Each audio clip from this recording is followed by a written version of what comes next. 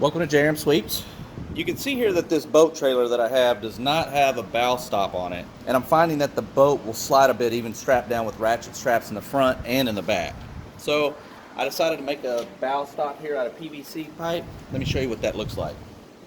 So a couple things I did. I notched this part here because I have a rubber roller that's going to go right here, which I'm going to zip tie, and the notches are going to help the rubber roller from moving.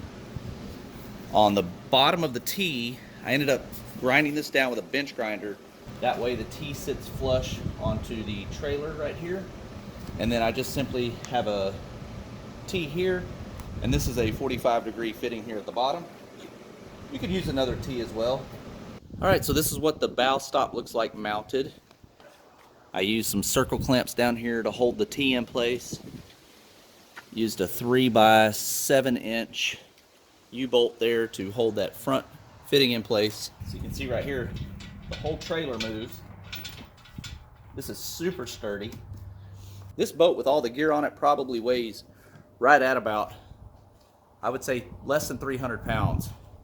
Yeah, I could have probably fabbed one of these up here with some metal or even bought one, but I had this material lying around. Went and bought the rubber stop for less than $5. Everything's working great. Thanks for watching.